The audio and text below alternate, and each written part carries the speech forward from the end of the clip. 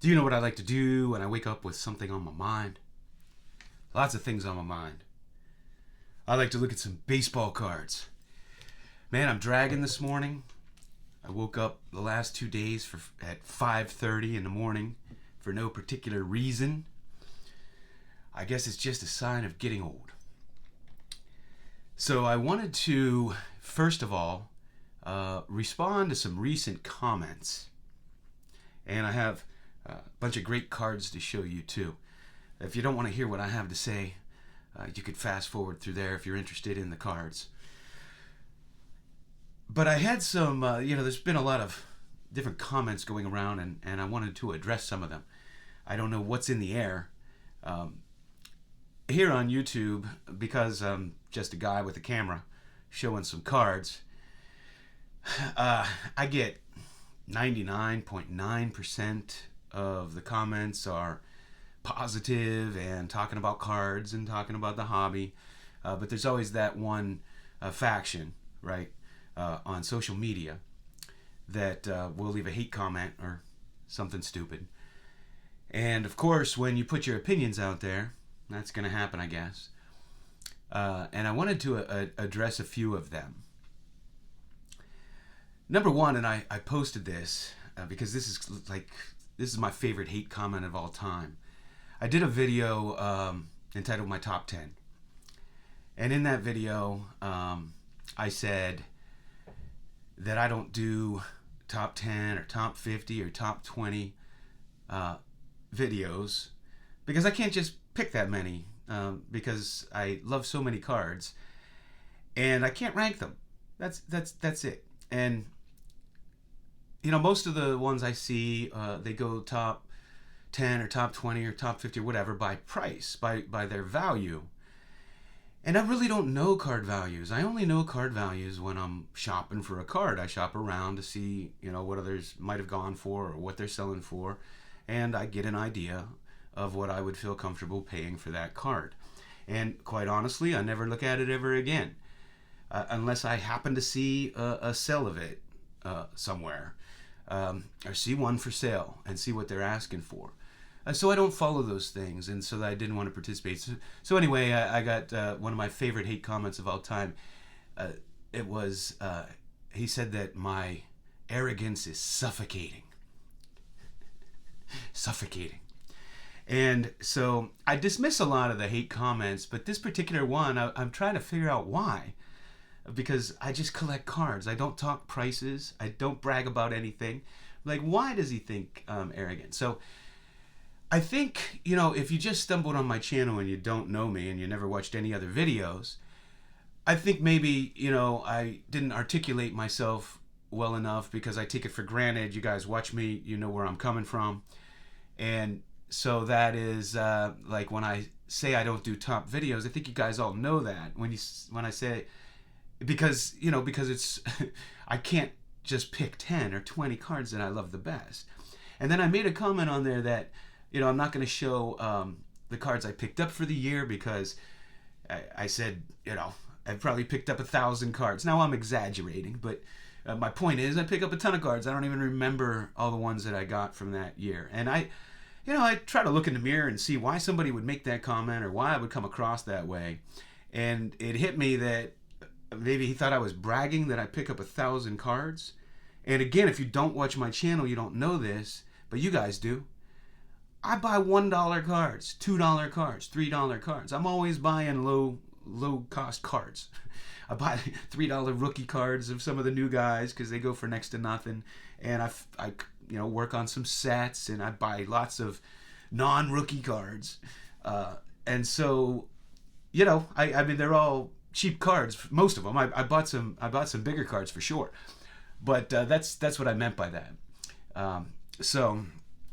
And then I had another comment that told me my video absolutely sucked, and I got a kick out of that one too.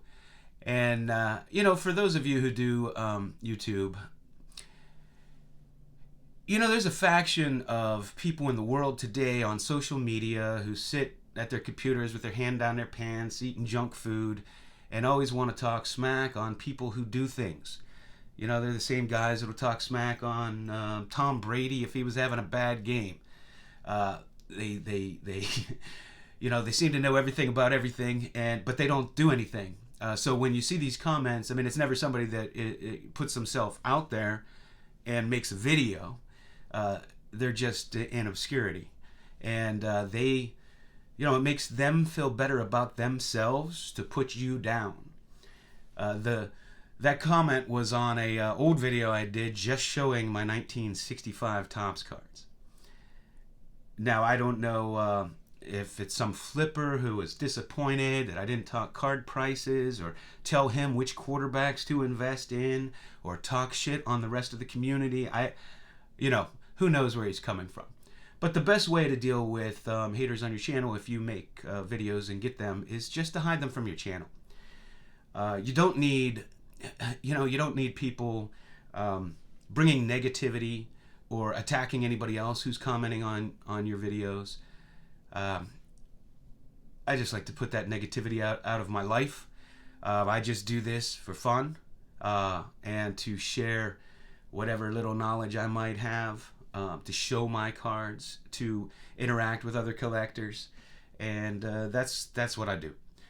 So you're always going to have the haters out there. Now, I did a video with a young kid I met at a card show, and you know, somebody put a mean comment in there. I posted him doing my opening, and I mean, what's wrong with people? What is wrong with people that you're gonna make a mean comment about a little kid? And I want to let you guys know that kid that did the opening, he goes by Vintage Goats, and if he ever comments on your videos, please, you know, be kind to him. He's a great little guy, and I think I'm going to see him again at the card show on February the 10th. So those are some of the comments. Now, one that really takes the cake for me, and I was thinking about having T-shirts made with this quote on it. It's the quote of the year for me. It's the quote of the year. I'm staying with 12. There's 12 of us going to the National. 12 of us YouTubers. We got a big Airbnb. I was thinking about having T-shirts made with this quote for everybody. My man Orlando, Collector's Dream, had made a comment on Sports Card Dad's channel, and Sports Card Dad responded, and he said the term true collectors turns my stomach. And I just thought, wow, what a quote. Because, you know, there's a faction in the hobby of these guys born out of the COVID boom and transitioning from other YouTube topics, jumping in and jumping on the bandwagon for the card boom. And, you know, many of them didn't really collect until then. And they come on and pawn themselves off as, at least they did, pawn themselves off as experts, you know, kind of before they really learned. I mean, 3 years later, you learned a lot, right? And so, you know, not everybody embraced that so well. Not all collectors embraced that so well. But I just thought that quote was interesting because it just shows you the disdain some of the newer participants have for longer time collectors. They have a disdain for us. And if you sell cards, if you're a flipper, if you have a YouTube channel and you target sports card collectors, why you would want to demonstrate your disdain for us is beyond me. I mean, who would you sell to? Without collectors, it would just be one big Ponzi scheme. All the sellers and dealers and flippers would just sell it to each other. I mean, it just blows my mind why you would want to insult your viewers, your customers. It just blows my mind. But, you know, a lot of the newer channels do have a disdain for the longer term collectors. I did a video a while back that was in response to one of these called Don't Call Me Arrogant, because, you know, some new new flipper who was, telling you how to make money in cards, just jumped into it, is on a live stream just talking so badly about sports card collectors, the same people he's selling to. And yeah, I got a little triggered by that. Why are you calling me arrogant? Because I take it, when you're calling somebody, calling out collectors, even as a whole, I'm a collector, so of course I'm going to take that a little personally. So I don't know. I had there was a guy. The interesting thing is during the boom, the channels that blew up the biggest with the most subs, they tend to have the smallest collections and know the least about cards. And it's kind of an oxymoron. I find it fascinating, but most of us collectors on here, we're just collectors who want to show our cards and share knowledge and interact, meet new collectors. Because, most of the time your family doesn't know, and you're looking for fellow passionate collectors to engage with. So, I don't know. It's interesting what transpires. So, where I was going with that was, lost my train of thought there for a minute, is, the YouTube Sports Card Hall of Fame, gets a lot of, attention and a lot of pushback and hate comments, hate videos.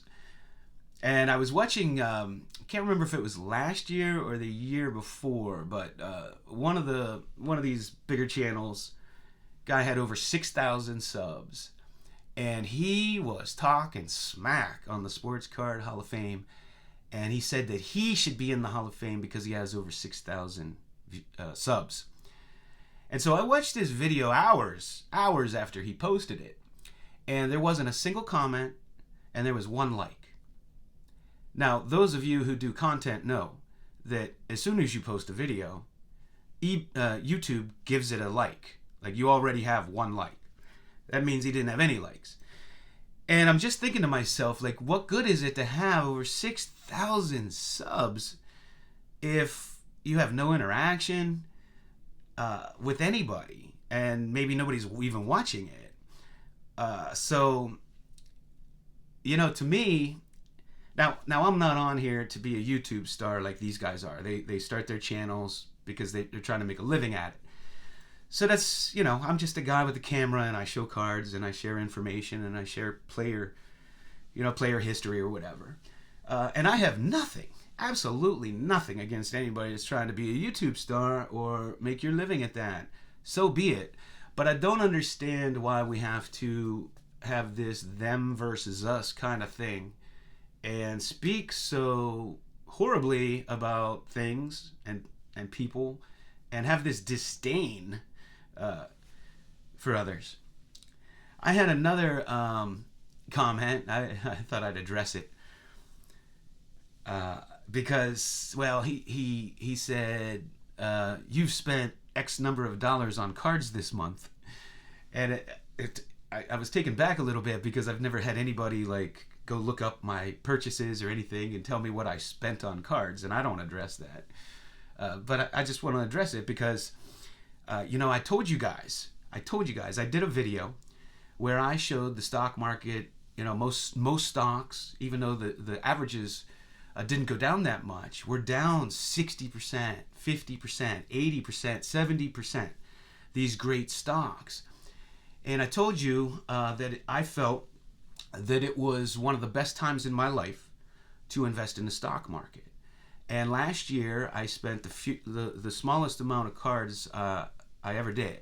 I splurged a little at the National, but I told you guys that I was not buying cards because I was putting all my money into these stocks. And so I'm just gonna tell you that it's paid off now. And I'll take those proceeds and buy some cards. I'm a big dividend investor. I was fortunate enough to call the bottom in Bitcoin. Been riding that baby out. I loaded up on DraftKings in the mid 15s, like $15. They just reported phenomenal numbers. In a month and a half, just went through the roof. Pulled back a little bit now. Coinbase, which went from like $70 to it's like $158 now. And I told you guys that's what I do to make money to support my hobby. See, cards are my hobby. I have often thought about making them a business, but quite frankly, every card I ever sold, I regret. I still remember them all. I still remember, even if they're doubles. I regret selling them. I have a hard time selling, and because of my love of cards and because it's my hobby, it's my getaway. If I turned it into a business, I might love it, but I might not. I don't know. Like, it's my hobby, so I don't want to turn it into a business. So that's just where I'm coming from. So I wanted to address a few of those comments. Now, the other thing is, I was reordering some cards, and I like to put on YouTube videos and listen to things while I play around in my card room and sort and do things like that. And I stumbled on, I didn't stumble on, I was watching Dave Blue Jacket 66's video.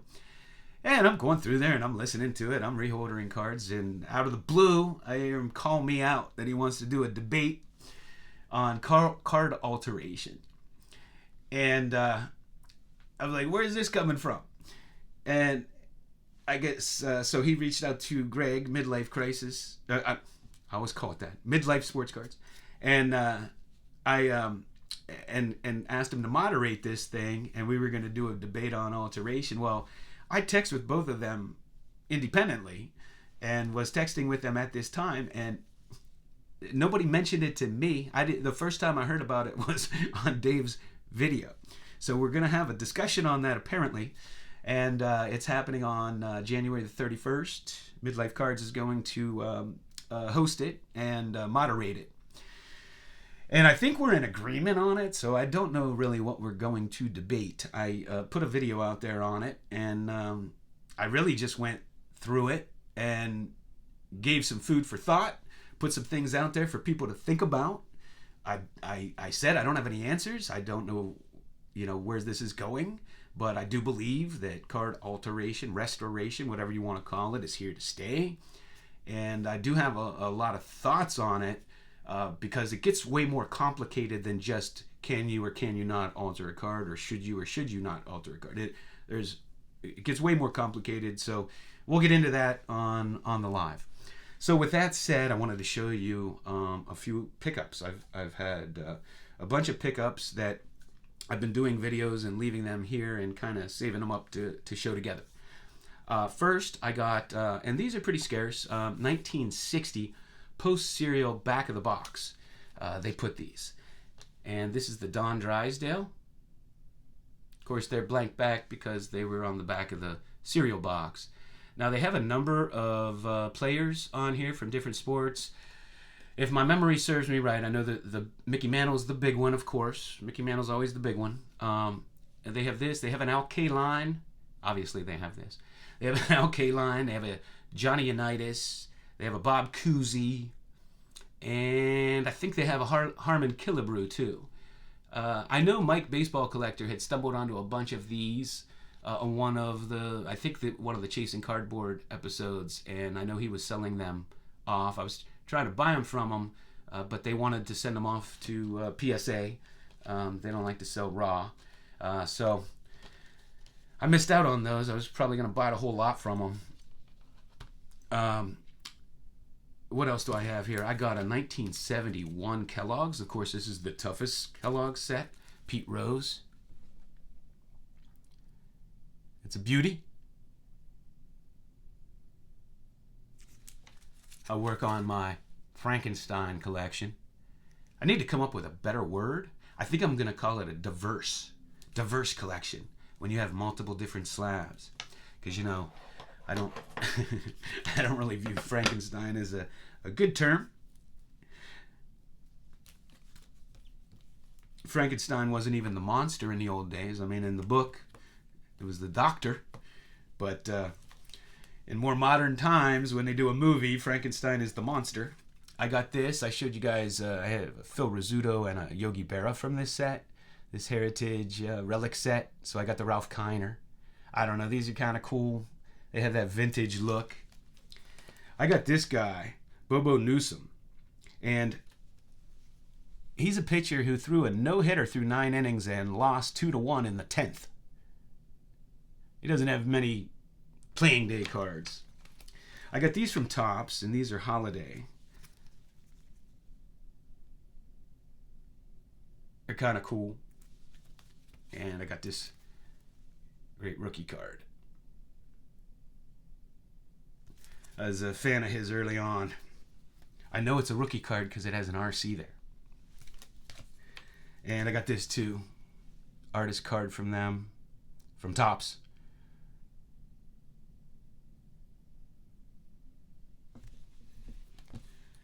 Got this Minkah Fitzpatrick die cut.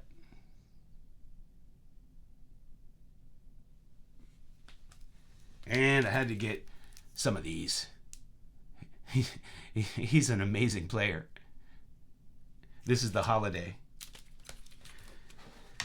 I got two more of these. I had this one. These are inscripted and they're really cool. They put the nickname on them. I particularly like the relic cards in these. Here's Tom Brady relic. And here's Randy Moss, the Freak. They had these for baseball too. And Priest Holmes. He was a fantasy stud, fantastic running back. And then he was followed up by Larry Johnson, who was another fantastic running back and fantasy stud. I got these for my set, working on getting all the big players. I showed them on a Misfits video, but I got these Ichiros. Here's the Chrome, 2002. So second year card. I know, nobody wants second year cards. That's why they're so cheap. That's a regular. Got a couple Brock Purdy's. Clear vision there.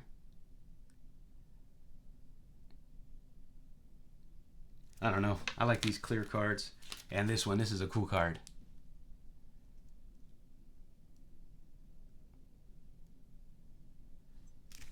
And had to get a Yamamoto. This is a Bowman Japanese.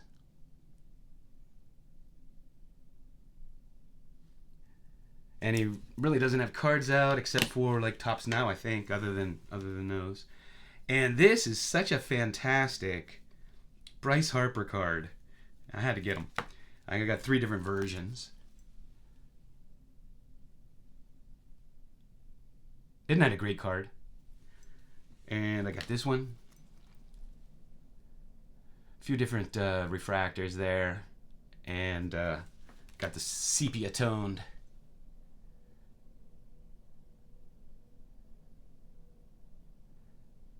You know, I don't like the pronunciation of sepia. I think it would sound nicer if it was pronounced sepia, but it's not. What else do I have here? My second favorite receiver growing up, my favorite was Lynn Swann. And this was my second favorite, though I liked several. James Lofton was one of my favorites, Harold Carmichael, Cliff Branch, Fred Biletnikoff, both those guys. Ken Burrow, Billy White Shoes Johnson, but John Jefferson.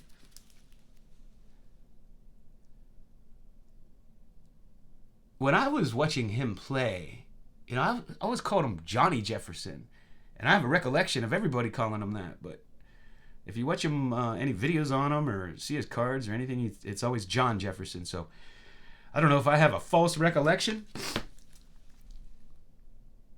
But he was a fantastic receiver. This is a record breaker that shows he had the most 1,000-yard seasons to start a career. And of course, he played in that, what was that called? Eric Coryell, I believe. That amazing offense with the Chargers. They were just, for their time, an amazing offense. They were just like Miami when they had Dan Marino, though. They had no defense. If they had a defense, they would have probably won 2 Super Bowls. And I got this one too. And I got a couple of these. I showed you this basketball set, and I had missed out on showing you this one, which is one of the greatest basketball cards ever made, in my opinion. And this is Artis Gilmore. A beautiful copy of the card. And I got this Wes Unseld. And Pistol Pete. Now, these come with 2 different backs. I was asking about them before, but then I learned that there are 2 different backs. I guess 2 different print runs. One's a Bright and one's the Doll. Now, when I read up on it, I read that the Bright is the more scarce, but I believe that's wrong, because all of mine are Bright backs except for 2 that are this back. So I don't believe this is more scarce. I believe this is more scarce. But what do I know? All right, I got a Don Drysdale post serial. And these stickers, man, these stickers, I think it's an underappreciated football set. And I have the whole set, but there were 2 cards I had that were off-centered, and I wanted to get centered ones. So Kellen Winslow, part of that great offense I was just talking about. His playoff performance, man, I remember watching him. His shirt was hanging out. He would come back to the huddle like he was spent, limping, and then he'd go out and make another play. Come back to the huddle, go out and make another play. An amazing receiving tight end. And John Stallworth. And these are the 83 top stickers, and they're fabulous. And I got a couple of Joey Porters, and I believe he had the lowest number of catches on him for anybody qualifying this year as a cornerback. A really good rookie. I mean, for playing cornerback in the NFL as a rookie. The only one I can remember watching better for the Steelers was Rod Woodson. I have, these cards are cool. SPX. This is Reggie Miller. What a great outside shooter he was. And he was hilarious in Uncle Drew. And I got the Michael Jordan, and this is the record breaker version. There's 2 versions. 2 versions that I know of. There's a regular one too, but I like this card better. I think it looked better. I got this great 1975 Ross Grimsley. I love the 75 set. Here's Andy Messerschmidt. Good pitcher. And I got this Hostess.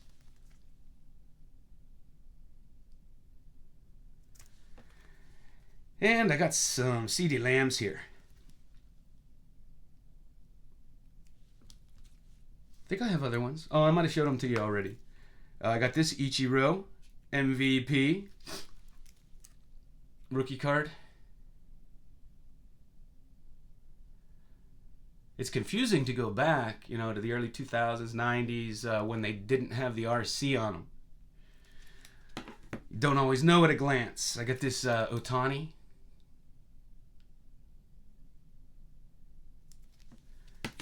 And I got this guy. He's a good pitcher. Got a refractor there and sepia toned. I don't know why I buy multiples. Who knows? They're cheap. Buy one and the other one pops up. And I got this Ray Shearer, 1958 tops. I got this Monopoly. Great player. I think I heard they're bringing this back. And this minor league Jim Abbott. The one-armed pitcher. Fantastic. Loved watching him play. And I had to get one of these signing with the Dodgers.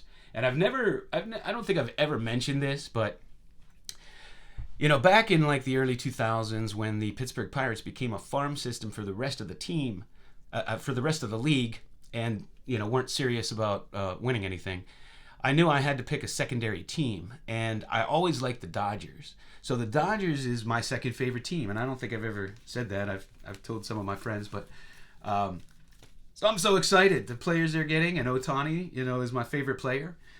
So I'm pretty excited. Since that's my second favorite team. Until the MLB pulls the team from that owner with the Pirates, they're going to continue to be a farm system. And then I had two cards. I don't know. I just pulled them out randomly to show two random cards. And these are beautiful examples, but this is 1972 Frank Robinson. And of course, that was right before he was traded to the Dodgers for part of that year, or I think it was part of the year, but he has the traded card with the Dodgers. It's the only one that shows him with the Dodgers. So this was his last card there with the Orioles before being traded to the Dodgers. And then I have this Doc Ellis. And they're beautiful, beautiful examples of the cards. Whew. So that's what I have for you. Since I got up at 5:30, I might need to take a nap. Thanks for hanging out with me.